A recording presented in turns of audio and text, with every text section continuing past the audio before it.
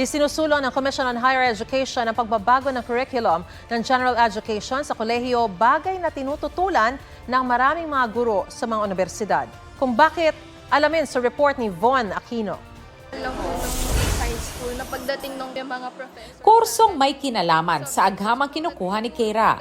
Pero batid niyang mas lumalim ang kaalaman niya sa kasaysayan ng Pilipinas pagtungtong ng kolehiyo kumpara noong nasa elementary at high school. Ang daming na sabi yung prof ko na hindi ko matutuklasan dahil iba nga yung level na tinuro sa amin ng high school. Mas in-depth po at linaliman pa po ng professors namin yung mga nalaman na po namin. Ang engineering student na si Osito, batid din ang kahalagahan ng pagkuha ng mga subject na labas sa kanyang kurso. Because these are also what give us substance beyond our own courses. This is important for the workforce, but it's also important for us, especially as nation builders and as servant leaders, to understand everything around us and for us to be well-rounded.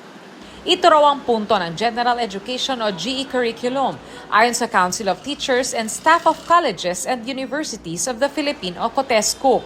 Kailangan yung mga estudyante natin yung critical, ma-develop yung critical thinking, yung empathy, yung civic and democratic consciousness, as well as yung broad-mindedness or intellectual adaptability.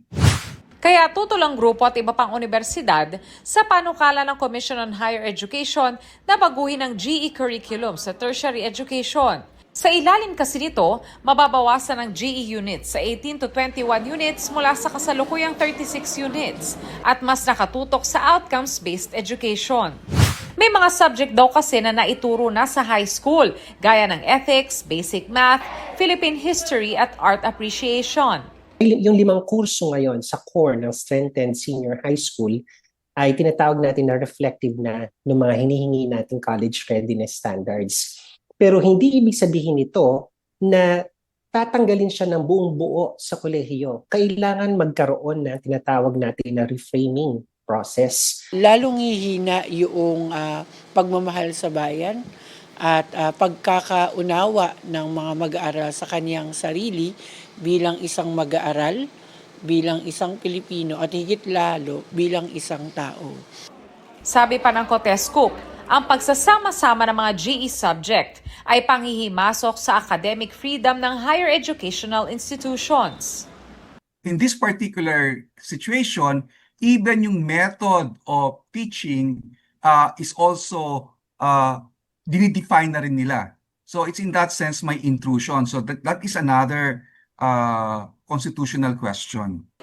Hiwalay na usapin pa raw ang libo-libong guro o instructor na posibleng mawala ng trabaho. Sa Education Act of 1982, na dapat kasama ang Department of Labor basta maapektuhan ang mga manggagawa sa paaralan.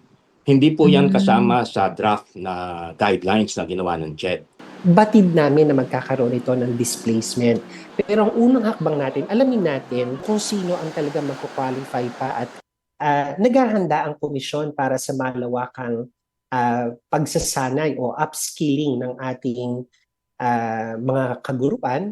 Pagtitiyak ng CHED, nananatili silang bukas para sa pagsisinsin ng GE reframing. Sa proposed timeline kasi sa 26-27, gusto naming mag-pilot. Gusto natin kumuha ng paunang datos kung ito nga ba ang direksyon na gagawin natin. Von Aquino, GMA News.